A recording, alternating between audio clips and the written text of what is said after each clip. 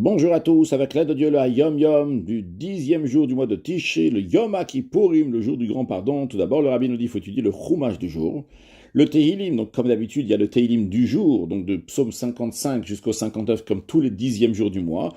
Mais il y a aussi 36 psaumes à rajouter pour conclure les 150 psaumes, pour conclure tout le Tehillim que nous avons commencé à partir du début du mois de Elul en lisant tous les jours 3 psaumes, et on va les conclure avec les 36 psaumes que nous allons rajouter à Kippour. Et comment ils sont dispatchés? Le rabbi nous dit qu'avant Kol Nidre, on dit le psaume 115 jusqu'à 123. Avant d'aller dormir, c'est-à-dire après le Kriyat Shema Mita, on lit depuis le psaume 124 jusqu'à 132. Après la prière de Moussaf, on lit les psaumes 133 jusqu'à 141, et après la cinquième prière, la prière de Neila, on lit de psaume 142 jusqu'à 150, et après il faut étudier le Tanya du jour, en plus du Chumash et du Tehillim. Après, le rabbi va nous dire plusieurs points en ce qui concerne Kippour, beaucoup de points sont en ce qui concerne donc, la prière, ceux qui ont le Marzor et ceux qui connaissent, donc pour comprendre de quoi il s'agit, de quel passage il s'agit. Alors déjà, la nuit de Kippour, c'est-à-dire donc à l'entrée de Kippour, on commence avec le psaume Hashem, Malach, Tagel, etc. À la fin de ce psaume, il y a écrit Or Zarua. Ce verset-là, il est dit une fois, et il est dit à voix haute. On ne répète pas plusieurs fois ce verset.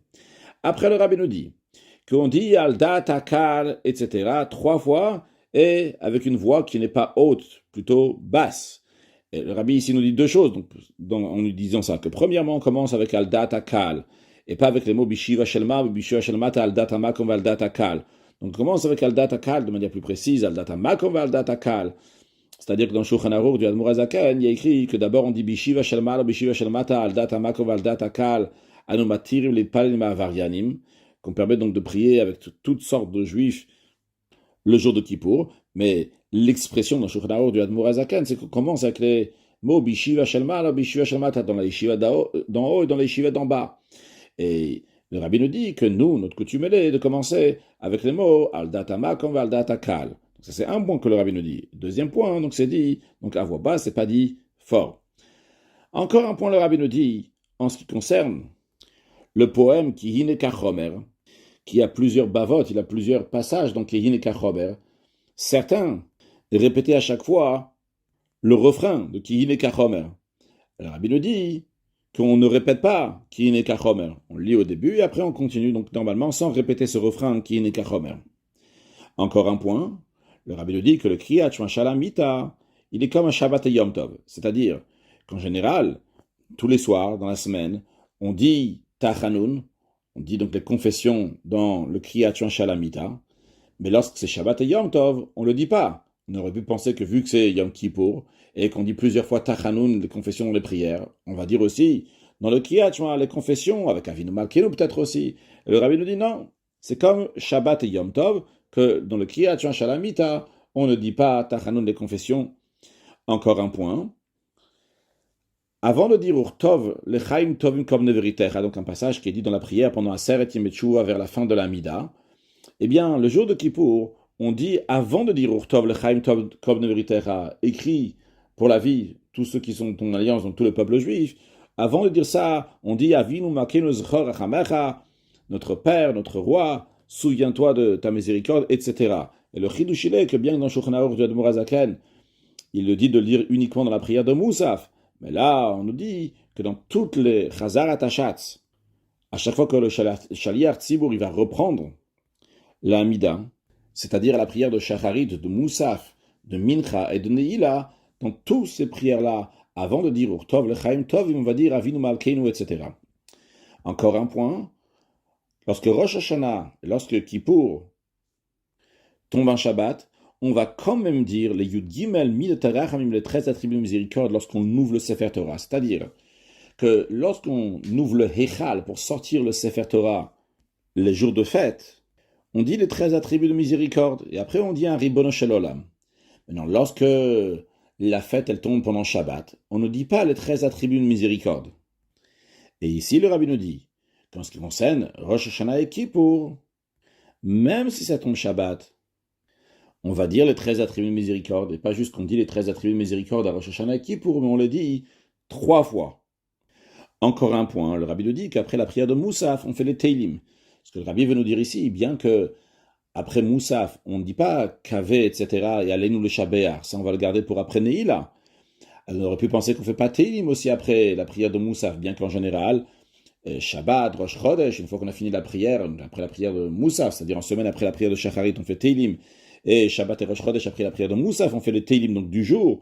On aurait pu penser qu'à Kippour, vu qu'on ne dit pas la suite qui est après Moussaf, c'est-à-dire le Kavé, le Halei, nous on ne dit pas Teilim aussi, le rabbin dit non, le Shiur Teilim, le Teilim du jour, on le fait après Moussaf.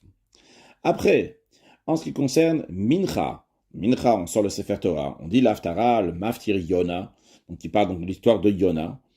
Et le Chidush de Rabbi nous dit qu'en plus que nous lisons dans l'Aftara depuis Vayidvar jusqu'au Beimaraba, qui est lié donc avec Yona, mais on rajoute encore d'autres versets, Mikel Kamocha, etc., qui sont du livre de Micha. Et ça, c'est notre coutume, bien que les Ashkenazim ne lisent pas Mikel Kamocha, etc. Encore un point, le Rabbi nous dit qu'à Mincha aussi, on dit le David Hashem Ori. Le psaume 27, que nous avons commencé à dire depuis le début du mois de Elul, qui sera dit jusqu'à Hoshana Rabbah, le dernier jour de la fête de Sukkot, veille de Shmini Atzeret. Encore un point que le Rabbi clarifie ici, bien qu'il y a différentes coutumes, c'est que nous ouvrons le Aaron, l'arche dans laquelle se trouve le Sefer Torah, on l'ouvre pour la 5e prière à Neila. Quand est-ce qu'on l'ouvre? On l'ouvre à Haché, donc avant de commencer Hachré. Et le Aaron reste ouvert jusqu'à après la prière de Neila. Encore un point, le Rabbi nous dit, en ce qui concerne le Kaddish de Neila, on dit Le'eila ou Le'eila. Bien que nous n'avons pas la coutume, dans les 10 jours de pénitence, de changer dans le Kaddish et de dire Le'eila ou Le'eila mi kol bichata à la place de dire Le'eila min kol bichata. Mais quand ça arrive Neila, comme c'est expliqué dans la Chassidoute, donc c'est un niveau qui est très très haut, que le peuple juif s'élève aussi avec Hachem, on dit Le'eila ou Le'eila. Et dans la suite, mi kol bichata, à la place de min kol bichata. Après, le Rabbi nous dit que quand on a fini la prière de Neila, pas comme c'est dans d'autres communautés que on ne dit rien après, mais nous disons oui, le Enkelokeinu, et on dit aussi Aleinu le Shabeach, qu'on n'avait pas dit après la prière de Moussaf. Et en plus de ça, on rappelle ce qu'on a vu au début du Hayom Yom, qu'on lit aussi donc les Teilim 142 jusqu'à 150. Dans la répétition de la prière de Neila, on ne fait pas les Siyat Kapaim, c'est-à-dire il n'y a pas la Birkat Kohanim, donc les Kohanim qui font la bénédiction, bien que dans d'autres communautés il y a cette coutume-là, donc chez Chabad il n'y a pas cette coutume. Encore un Chidush, le Rabbi nous dit, dans la prière de Neila, on dit Ayom Yifne, le jour va s'achever. Et le Chidush il est ici, bien que dans le Shulchan Aruch du Admor HaZaken, il dit de faire attention de dire ce poème Ayom Yifne, que le jour va s'achever, avant que le soleil se couche, parce que sinon on est en train de mentir devant Hachem, le soleil s'est déjà couché. Eh bien, le Rabbi nous dit que quand même on dit Yom Yifne, le jour va s'achever, même si le soleil s'est déjà couché. Une fois que Yom Kippour est fini, on peut remettre maintenant les chaussures. Donc on aurait pu penser, comme certains le font, de dire la bénédiction chez Asali Koltsor, qui est une des bénédictions qu'on fait tous les matins dans les brachot. Littéralement, ça veut dire que Dieu m'a fait tous mes besoins, m'a donné tout ce que j'ai besoin, mais cette prière fait référence aux chaussures en cuir. Et c'est la raison pour laquelle que le jour de Kippour, qu'on ne met pas des chaussures en cuir, on ne dit pas la bénédiction chez Asali Koltsor. Alors il y en a qu'à la fin de Kippour, ils vont faire la bénédiction de chez Asali Koltsor, parce que maintenant on peut mettre des chaussures. Et le Rabbi nous dit que nous ne faisons pas cette bracha chez Asali Koltsor jusqu'au lendemain, c'est-à-dire que le lendemain de Kippour, lorsqu'on va faire la brachot, eh bien à ce moment-là on dira à nouveau la bénédiction de chez Asali Koltsor. Et le Rabbi conclut par les mots du Rabbi précédent qui dit que il arrive que Yom Kippour, on jeûne 26 heures.